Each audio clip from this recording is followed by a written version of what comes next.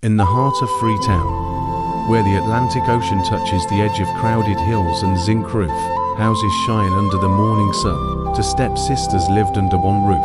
But that house was not a place of equal love. It was a place where destiny was quietly being separated day by day. Mariama and Hawa were the same age, but their lives were not the same. Mariama was the stepdaughter, quiet, observant, always working, often invisible. Hawa was the biological daughter, loud, beautiful, spoiled, always praised. And in that house, love had rules that no child chose. Every morning began the same way. Before the sun even rose, Mariama was already awake. She stepped into the cold yard barefoot, carrying a bucket larger than her strength. She fetched water from far away, swept the compound until her arms ached, and prepared the house before anyone else opened their eyes. Not because she was asked to, but because she knew if she did not do it, no one would. Meanwhile, inside the house, Hawa slept peacefully under a clean sheet, her phone charging beside her bed, music quietly playing from late-night conversations and laughter she had long forgotten. Two girls, same roof, two worlds. One morning, as Mariama was washing dishes outside, Hawa's voice cut through the air like it owned the house. "Mariama, come iron my uniform. I am going out." Mariama paused, wiped her hands on her wrapper, and replied softly, "I am still working outside." Hawa walked to the doorway, leaning against it with a lazy smile. "You are always working. Do you not ever get tired of suffering?" Mariama did not answer immediately. She simply lowered her eyes and continued washing. Because she had learned something early in life, arguing did not change her reality. Only effort did. Inside the house, Auntie Sia, their mother, watched everything silently, but she never corrected Hawa. In fact, she smiled when Hawa demanded things, and she frowned when Mariama rested.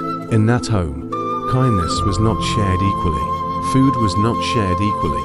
Even silence was not shared equally. Mariama learned early that love, in her house, was not given freely. It was assigned. As days turned into months, a pattern formed.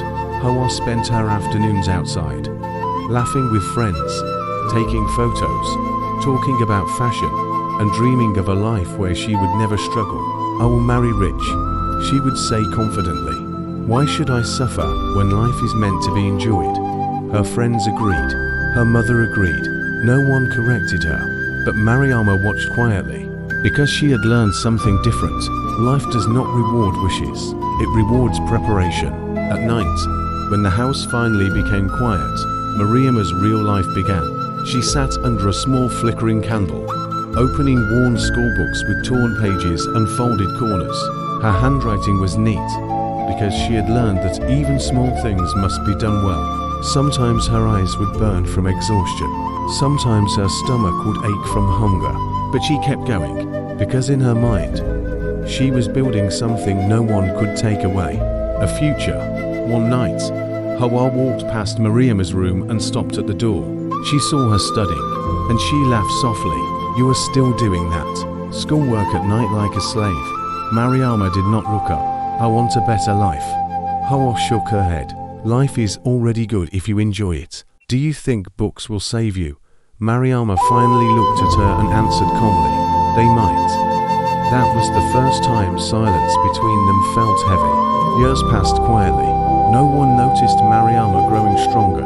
No one noticed her saving small amounts of money from odd jobs she did after school, selling small things, helping neighbors, doing anything she could without asking for help.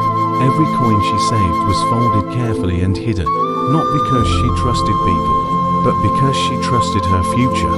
Meanwhile, Hawa grew more comfortable. She became known in her circle for her beauty, her confidence, and her lifestyle, but also for something she never noticed: lack of discipline. She did not finish tasks she started. She avoided responsibility. She depended on others for things she never learned to do herself. Still, she never worried, because nothing had forced her to. Then came the season that changed everything. The sky over Freetown began to shift. At first, it was just clouds, thick and heavy, then wind, then rain, But soon it became something else entirely. A storm that did not stop. Night after night, rain poured across the city. The streets filled with water. Markets struggled. Small businesses collapsed. People lost income. Homes became weak against the flood. And inside their house, tension began to rise. Auntie Sia became anxious for the first time. Hawa became restless. The comfort she had always known started slipping away. One morning, she woke up to shouting outside. The market was gone, completely destroyed. Panic entered the house like a stranger. What are we going to do now? Hawa asked, her voice shaking for the first time in her life. Auntie Sia paced the room. We have nothing left. For the first time, their confidence had no foundation. And Mariama, she said nothing. She simply listened. That night, when everything felt broken, Mariama quietly stood up. She walked to her bed, moved the loose wooden plank underneath, and pulled out a small metal tin box. Inside were folded notes, small savings, quiet sacrifices, not enough to fix everything, but enough to survive. Auntie Sia froze. Hawa stared in disbelief. Where did you get that money? Auntie Sia asked sharply. Mariama answered without pride, without emotion.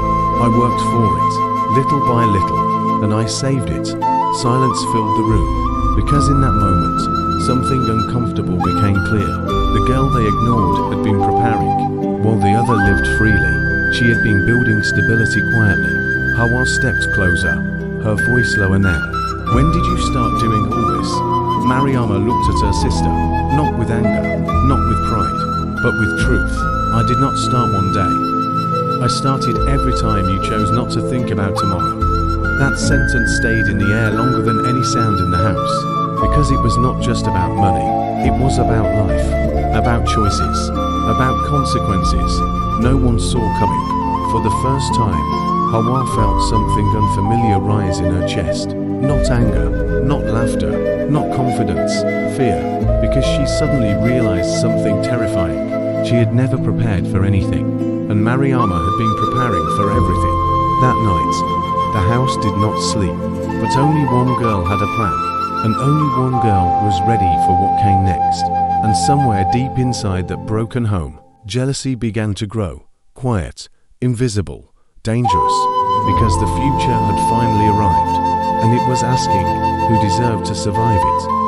If you enjoyed this story, please like, share, and subscribe for more.